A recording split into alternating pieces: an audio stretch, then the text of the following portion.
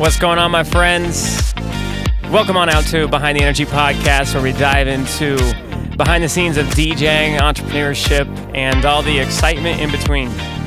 We got some friends, some cool people joining us, and a lot of fun stories. So without further ado, let's jump into Behind the Energy Podcast. Today is January 10th, January 10th, 2022, Behind the Energy Podcast, episode number 25. And we're sitting in the studio with my boy, DJ Jerry. What's up? Hey, how's it going, man? Okay. Actually, before we go any further, I feel like I should have known this like 7 years ago. How do you pronounce your last name? Balderramma. Balderramma. There it is. Okay, I had it right. I didn't want to butcher it. You can roll your R's too if you want. Balderramma. Balderramma. Yeah. Kind of, sort of. Yeah, it's close. We're starting it off, and I'm already butchering it. So Jerry has been a homie for a number of years. I was reflecting back as I was doing notes, and I was trying to think, like, what was the first event we spun together? And the first one that comes to mind was that kind of beach party. The Seven Peaks one, right? Was that it? That's the one that came into my mind as well. So I'm guessing yes. Do you know when we met officially for the first time? It might have been that event. Honestly, I feel like everything went down on that day. Okay. Because you're throwing down some Drake and Josh. I was like, dude, this guy's legit. Yo. I love it. I love that you remember that. I did. Unfortunately, now you play at an event and like very few people would know. I mean, depending on the demographics, but like I feel like very few people would know. But I genuinely feel like there's another day or another event when our paths like crossed. But that sounds about right. It was the Seven Peaks party. I think was that Vico, CJ. Correct. Vico, CJ, and Dane, and Nico and Vince. Did I get that right? Were the headliners? They were the headliner artists. There was somebody else too. Do you remember? Can't remember the artist. No. Okay, shoot. Huh. Anyways, that was like what, 2016, 2015? Potentially, yes. Yeah. That's at least 6-7 years. Wow. DJ Jerry's in the house. He's been spinning a lot longer than 6-7 years. I believe we're at 11 or 12 now? 12? 12 years, yes. 12 years, okay. So with that being said, Jerry, if you could give us and the listeners, the viewers, shout out everyone viewing on YouTube, muchas gracias. We're building that. It's new, but it's coming. Jerry, if you could give the viewers, the listeners, a brief introduction to your world in the entertainment industry. I think it's kind of unique with your father and is his profession being an entrepreneur and a DJ. If you could give an introduction of that early time being introduced to the world of entertainment and DJing, what does that look like? What did that look like at the time? Yeah, for sure. So as Mr. Parker, DJ Live mentioned, my dad, he's been in the game for many, many years. Obviously, I shadowed him as a young kid, helped him out with little events here and there, and slowly transitioned to becoming what he started. And obviously in the beginning, I didn't really want to do it because my nature is introvertness. So I was like, no, I'm good. I don't want to DJ. It's not my thing. I'm too shy, right? And then as time passed by, like music started becoming part of me more, and I naturally started navigating towards DJing, and started as that bedroom DJ with virtual DJs, playing on my desktop, messing around, mashing up songs. And then from there, I was just like, okay, this is my love. Like, I love this.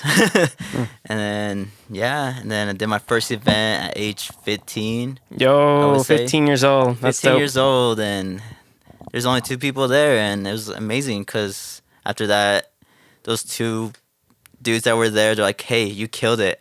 Let's do it again next week, and we'll bring all the people. So were they friends at the time, like they were high just school friends? completely strangers. Did you host the event at 15 years old? I didn't host it. I was invited to DJ at this new venue. Okay. Now it's taken down. It was in Provo, and okay. What was the name? Eclipse or okay. Enigma. They changed to Enigma. Got sold now. It's not a venue anymore. It's not a venue anymore. It got teared down by the city. And, wow. Enigma's somewhere else now. So. Is it right off the freeway? No, it's like kind of by like Rancho Market. down by like the border of Orem, Provo area. I don't know that area. Yeah. Anyways, But yeah. and so that venue's opening up, and my dad got me this gig. 'Cause like, hey, like we're trying to do like a hip hop reggaeton night. Do you know anyone? My dad's like, oh yeah, my son's starting to DJ. So he got me in there, and obviously 2 kids showed up, and I was just playing music for them. And during that time, the Your Jerk thing was hot. Let's go, baby. So there's like teams everywhere in Utah County. So those guys were like from Payson, and they're like, hey, like we got a good following. Like do it again next week, and we'll like bring all the people. That's dope. And I'm like, yeah, sure, I'm down. And I talked to my dad. I was like, hey, can we do it again next week? He's like, yeah, we got nothing to lose, right? Was your dad doing any production for He your was time, or were doing. you- So there's 2 rooms. He was doing the production and DJing for the other room, which was Okay. a Mexican night. Okay. So there was people on that side. So regardless, they're going to be open every weekend, and they were doing these events to get the name out of the venue.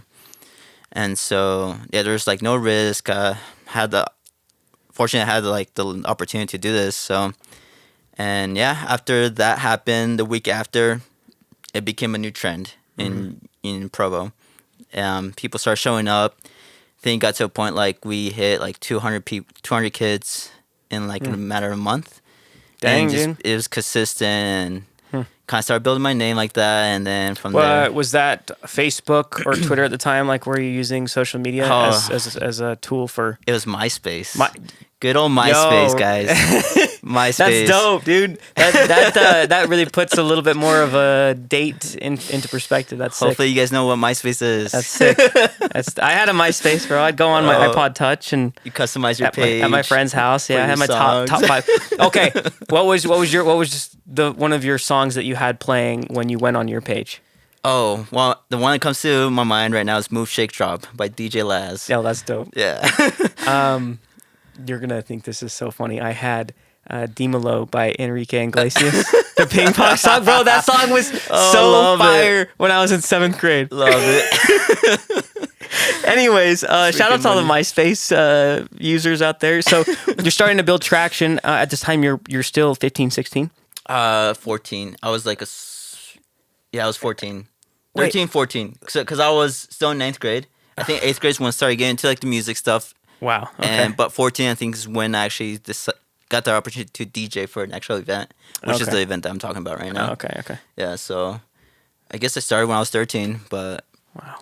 yeah, it's been a minute. 26 now. Jerry, let's see here. We're kind of going all over in conversation. Tell me a little bit more about, I guess, your father in the industry and his influence on you. You were probably 10, 11, 12, 13 years old, helping him behind the scenes, loading in and setting up gear. Was that Correct. a big influence or inspiration to your path as a full-time DJ? Honestly, I saw us helping him out because he was my father and he asked for my help. Sometimes, so my dad, he started off with CDJs when he used to actually mix CDs. So helping carry his huge like crates of CDs and. But I don't think that really had an influence. I guess just helping him along the ways, and I'm a very analytical person. So since I was little, I would like analyze what he's doing, but I never really like was like, oh, I want to do this, you know. It's more like my dad was helping me he's pushing me to do this so I could break that introvert shyness barrier. And obviously, I didn't put the puzzles together until I was a lot older, right? But it all made sense what he was doing because he's looking out for his son. He didn't know how to talk to people and. Yeah, I feel like that pressure kind of made me neglect it, so I didn't want to do it. But then, like when I actually had the tools, like when my dad put the tools in my face without me noticing, and I started playing with it, it's kind of where I was like, I want to keep doing this. This is so cool. Like it amuses me, And then I started playing the drums and. That's right. Music yeah. became part of my life. That's right. I wasn't a basketball player. I wasn't a soccer player in high school. I was a DJ/drummer. I forget about the drums. Did you play that consistently for a number of years? Yeah. Early high school days, that was my thing, and then DJ took over. That's when I started getting busy and doing my own events and whatnot. So kind of let that take over. Let's see here, Jerry. I feel like we could take the conversation quite a few different directions. one thing that I think is unique about you as a DJ is that you are and have been mixing on turntables for a long time. For those who aren't a DJ or aren't familiar with turntables today, they're like a turntables 2.0 or like a technologically advanced way of mixing on vinyl, but not carrying around crates of vinyl. So you're actually mixing on using a real turntable, and you're using either the phase controllers or the new Rain turntables. Yeah, like the 12s. Essentially, you're still doing and utilizing the techniques and skills of a turntablist. Without the needle. Without the needle and without carrying around your crates. Liability. Thank you for helping me out there. So, for as long as I've known you, you were spinning on turntables. What was the inspiration to go that direction? Because I feel like there are very two clear paths, and you chose that one, and not too many DJs, I would say, in the last 10 years have chosen to go that way. For sure. Yeah. So I'll give you guys some context. So I started with CDs, some American Audio ones, very cheap ones. American Audio, bro. Yeah. That was my first controller. Oh yeah, heck yeah. And then, as time passed, like I got more into DJing, and it's like, okay, I want to get more into this. So my dad actually ended up buying me the TTM57, the Rain TTM57 mixer, where Serato was integrated. It's one of the first mixers that has Serato integrated. And then, studying, looking at videos and whatnot, I saw that people have turntables, but it didn't really grab my interest until one of my old DJ buddies, his name is DJ DiMaggio. DiMaggio. He's been in the game for a minute. Shout out to DiMaggio. And I saw him DJ at a college party in Provo, and he was using turntables. I was just like, wow. Like, I was so like, it's so intriguing to me. I was like, I want to do this one day. It's so cool. What about it though? It was just like the scratching, the look. It's like, this is like what a stereotypical DJ is. It's like the first time I see it, because everyone, like, controllers starting to become a thing, and I was surrounded by CDs, but then like I actually saw full vinyl. I saw him scratching. I was like, this is so cool. I want to do this. And then as time passed by, I was like, started saving money and this and that.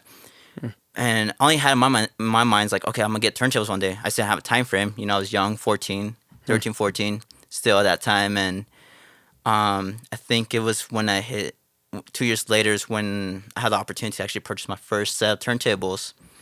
The story behind that is I DJ Sweet 16 at Noah's in Pleasant Grove. That doesn't exist anymore. I forget there was another location down there. There's a Noah's over there, and it's doing it in Sweet 16. And my dad was helping me out at the time, and we're just talking to like the uncles, the dads there, and everything. And one uncles mentions that he used to be a DJ, and so my dad, being his goofy self, is like, "Oh, do you have turntables in your garage? But chance that you could give to my son?" And like destiny just literally brought us to the point where he said yes. Yo, that's He's like, awesome. I have some techniques that have been sitting in my garage for like the past 10, 12 years. Wow. And it's like, my dad's like asking, how much will you sell them to me? La la. Can you give them to my son? I'll give you 200, whatever it is, Yeah. We'll come pick it up tomorrow. And luckily the guy said yes. Wow. So next morning, I'm all excited. Like, dude, you were stoked. I was stoked because that's like Christmas times 10. Exactly. Especially at that age, dude. I always wanted turntables for 2 years already. I was like, oh, this is my time. What the heck? Wow. I go get those turntables from the guy, and the rest is history. I fell in love with them. So there are some techniques from 1989. So do you still have them? I actually sold them. Okay. Because little things that were messed up, like the tone arm, the pitch. Some important things. Yeah, some important things. That's so dope. As you're explaining this, I'm transported back to a conversation I had. Remember Bobo Comics? Yes. Bo Johnson. Good old Bo Johnson. I remember talking to him, and I think I had seen you mix once or twice, and you came up in conversation. He's like, bro, DJ Jerry's so freaking good. Like, he knows how to scratch like none other. And Bo's like, dude, he practices in his room like 24/7. Like, I swear, you look at his like maybe Snapchat or something. He's like always practicing in his room. Did you, once you got the turntable, spend a lot of time just practicing those simple like baby scratches and transitioning before you started doing that more at events live? For sure, it was a lot of practice. It's like when you get a new toy or the new console on Christmas Eve. Like, let's say when you got the new N64 when you're young, or like the GameCube. Like, you spent hours playing it, and that's why I saw the turntables as. I saw them as a toy, as a just something I could keep playing because I was enjoying it so much. And I didn't really see it as practicing. I saw it as like playing with my toy, you know. And then I feel like the more I did it, I would play it safe when I was actually doing it live at gigs. Gotcha. Until I actually felt confident doing it. And I would say like not until I would hit like 18, I start doing like little scratch routines here and there. So it took a couple of years to actually like put it out there live and show off the skill a little bit. But I'm thinking to that routine you showed me in my room a while ago. I think it was Little John lyrics where you stutter it. Oh gosh, what is it? I'm butchering it now. Is anything coming to mind? Is it Yeah to Get Low? Yeah to Get Low. Yeah. How does that go again? It goes. Usher has a part where he says "Get Low," and then I cue the Get Low part, and then I throw in the Low John Get Low song, and then I kind of like wordplay it, and then I do a little scratch routine with it. Yes. Yeah. So. Yeah. I remember hearing that live for the first time. Like, yo. If you have a chance to listen to Jerry's mixes or go to a show, you'll understand, especially if you're not a DJ, like the technical intricacies and like the wordplay that we're talking about. If you're not a DJ, it probably doesn't make much sense to you. That said, it's a really cool art form. Jerry, let's talk about hosting events and then the club scene. I think we've got probably another 10 or so minutes. For sure. You've been hosting events for a while now. You're also, as long as I've known you, you're also an entrepreneur and a businessman. You like the back end stuff and making things happen. What's the excitement or the inspiration behind that, and kind of what did that journey look like in hosting events? Because you've been doing it for a hot minute. For sure. So I started doing like little events, you know, when I first started DJing. It was honestly just a hobby. I didn't care about the financial side or anything. And a lot of it was just to like help out my dad and my family too.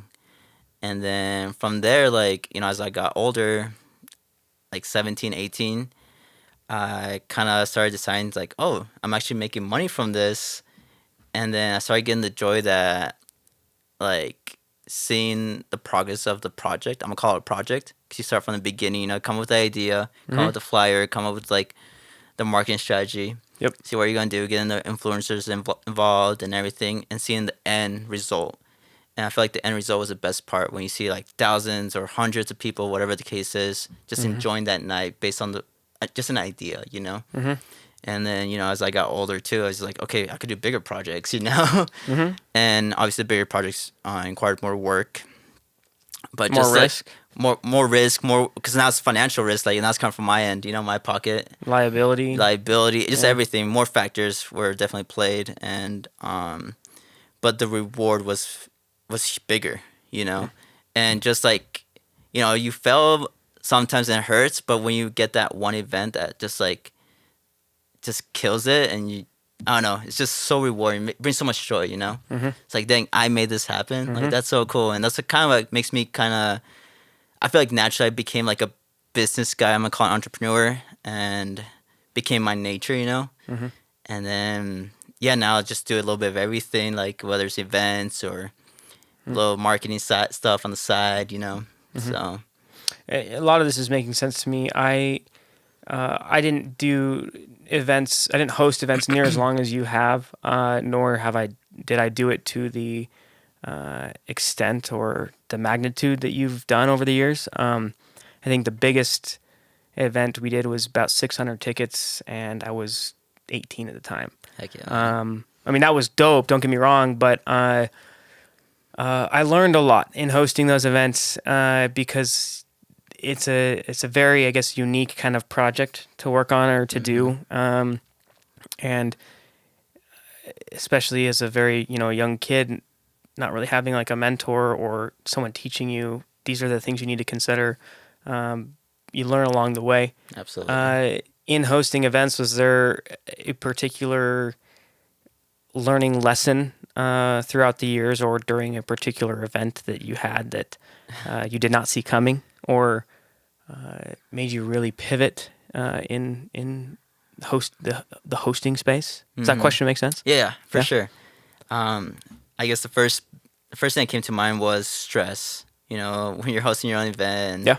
you have so many different things you have to worry about. It just creates so much stress. And when I was younger, I just didn't know how to handle it. You know, like sometimes I actually ended up in tears because I was just like couldn't handle the stress anymore. Oh yeah, yeah. And you know, as I got older, I was like, okay, I could handle this. I was starting to understand the whole game. You know, and then just managing stress, I feel like there's a huge what would you call it, like huge thing to like use in anything in your life. So I feel like that helped me a lot. What strategies or things did you implement to manage that stress? Being more organized, for sure. Okay. So just kind of like even a simple thing as far as creating a checklist, like that helps a lot. Okay. Or having like, instead of just having like things scattered around, have someone else be in charge of a different thing. Like for example, have someone be in charge of the tickets or of the money or like the wristbands. Okay, you know? so I guess you assign specific roles or tasks to the team. Correct. Don't pile on all these expectations and things to do for yourself. But what's the word I want to use? Oh gosh. Oh, not diversified. It's the word's gonna come to me when I'm laying in my bed at 1 a.m. But empower people within your network or within your team to execute specific tasks, whether that be marketing this, through this particular channel, or managing security, or wristbands, or I don't know what else. And the DJs too. Yeah, the DJs. The DJs is huge, especially when you have like more than one. Okay. Got to coordinate and see like making sure everyone's on the same page. So that's like another one. Obviously, that was my biggest thing when I was younger too, because I was like, oh, I want to play all these songs. I want to be the cool DJ. It's like little things like that, or like letting the other DJ understand like the vibe that you're trying to create. Okay. You bring all these guest DJs. Everyone has their own styles, and you want to make sure they're matching your vision, right? Because it's something you already created. There's cohesion as the night builds, rather than like a completely different atmosphere from 9 to 10, and then 10 to 11, way different, and then 11 to 12. I got you. So let's say there are some young hustling entrepreneurs that want to start hosting events, but they haven't really done anything yet. They haven't acted on it yet. If you could give them a little piece of advice, what would you like to share with them to maybe shorten their learning curve? Yeah, for sure. Don't be scared to shake as many hands as possible. Just meet as many people as you can. Take advantage of your young life, and don't be scared to ask them to help you out either. Like when you're young, I feel like people are more open to say yes, you know, and they'll do it for free. They'll do it for a free ticket, whatever the case is. So definitely take advantage of that, and then, just live make your vision come to life, man. Like that's the biggest thing. Shoot your shot. Don't be scared. And take the opportunity of the relationships around you. Exactly. And then and have a very transparent mindset where like if you win, you're gonna get the financial side, and also you're gonna create a brand and whatnot. And then if you lose, look at it like, okay, I lost $200, but that was a $200 lesson. So it was worth it, and you just keep moving and growing, Gotcha. So don't give up. Like, don't stop doing events just because you lost one time. Oh, dude, we could spend the whole podcast talking about just that. I want to move on. I want to touch on two other quick points. I mentioned the club scene. You're 26 now. Of course, in the more recent years, you've transitioned into the club scene. Jerry, if you could take 2 minutes and tell me a little bit about what that's looked like for you. Yeah, for sure. So I got introduced into the club scene 4 years ago, and it was just like one of those things where I was like, okay, I want to say I DJ at a club. I had a resident at a club. Yeah. So was it Marquee? Marquee. Yeah. Yep. Yeah. Good old Marquee at Club 50 West. Now they're at Echo. So, So it started off with just me messaging the promoter. He posted an ad like, "Hey man, like I got this cool mix. Let me know if you want me to open up for that night. Try me out, you know." Sure. And I didn't think much of it. I was actually expecting to be ghosted, like nothing big. And then he ended up messaging me back, and let's go shooting your shot, man. Shot my shot, and Hell I yeah. got it, you know. And then obviously I started off as an opener DJ, and then slowly transitioned to becoming the resident, you know. Uh-huh. So, kind of learned how to handle. So, okay, just some context too. I'm considered as a hip hop top 40, you know, open format DJ. My background, like my family, you know, they're Latino, but I never really DJ Latin music. So Marquee started off as a Latin club. And I didn't know much about the Latin community, like the Latin music. Like I wasn't big. I knew like the classics, like Suavemente, you know, nothing crazy. And like just opening up, DJing with other DJs that were there, really helped me like open my eyes. I started doing my own like, I started studying, you know, studying the music, different genres, and see how I can incorporate my style that I created in these years. And yeah, and I felt like that style kind of stood out and made me the resident DJ at Marquee for a minute. And then yeah, I could officially like mark it down off my list. Like, okay, I was a resident DJ at a hot club in Salt Lake, you know, Poppin' club for a good amount of time too, right? Still is too Yeah. to this day. Yeah. So Let's see here, Jerry. That's one thing that I think, and another thing that I think is unique about you as a DJ is that you are able to be very strong in the Latin crowd or the Latin music, you know, understand and be able to play Latin music, Spanish music, because for me that's a barrier that I'm kind of like stopped at. I've got a few It's tracks, hard. but I can't do much. I feel like you really have to not only speak Spanish but understand the cultures to be able to do that well. And there's like so many genres too. That's like the subgenres and subgenres. Most challenges thing. And then like okay, low example too. Like Mexico has different parts.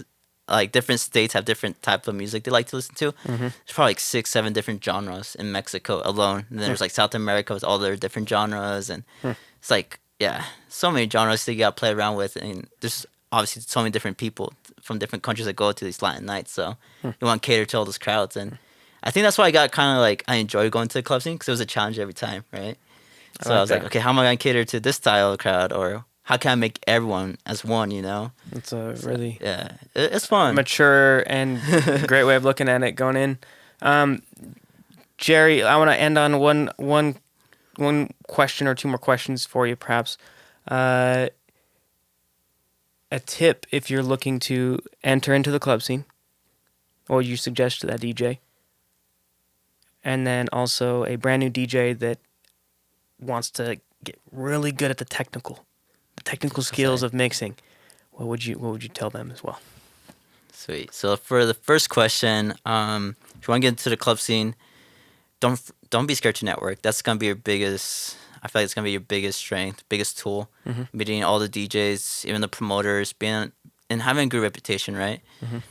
Because you never know. Like maybe one day that DJ's gonna call in sick, and you're gonna be top of mind, so he's gonna hit you up to cover for him, you know. Yep. Yeah. And that's where the opportunity's gonna come in for you, you know. And so obviously, like in this industry, it's all about respect. Like if you create these relationships with these DJs and you create respect, and they'll trust you, you know what I mean, and they'll be more than happy to give you the opportunity. So I feel like that'll be the biggest thing, and also like the example I gave, like don't be scared to shoot your shot, you know, because you never know where that'll take you. That one decision could like take you to, I don't know, EDC, or I don't know, find your calling, right? So don't be scared to take your shot. And then for the second question is shadow DJs. Shadow. Okay. Shadow. Go on YouTube. YouTube is such a huge tool nowadays. Go on YouTube and look at different DJs, like you can even look up how to DJ, and some of the top DJs in this whole industry are gonna pop up. You know, like DJ Prion or Carlos Anteditos, I think that's his name. It's like all these guys, you know, like these are legit like professionals, and they share the knowledge on YouTube. So share the knowledge. DJ TLM, you know him? Yeah. TLM too. That dude, oh my gosh, that takes me He's back. so cool, man. I remember DJ TLM, like watching YouTube videos of him years and years ago, and I remember learning about what the digital vinyl system is, what DVS is, through time code and control vinyl because of him on YouTube. So cool. So I hear you loud and clear there. Jerry, thank you, bro. As much as, I want to share, my experience as an entrepreneur and DJ growing up, and my friends, like, I also want this to be like educational and beneficial for DJs and entrepreneurs. And so Absolutely. I think you hit the nail on the head there. If the listeners, followers want to check you out on Instagram, what's the handle? Oh yeah, DJ Jerry Utah. Very simple, very easy, and don't be scared to hit me up. Like, I'll be more than happy to respond and share and like answer any questions you guys have. So hit him up before he's headlining in Vegas. Every Tuesday, Thursday, and Saturday. Jerry's the man. He's a great friend of mine, and I think like 7 years, bro. It's crazy. Let's get it, man. DJ Jerry, Behind the Energy Podcast, episode 25. Check him out on Instagram. We'll catch you next week for next episode. Peace.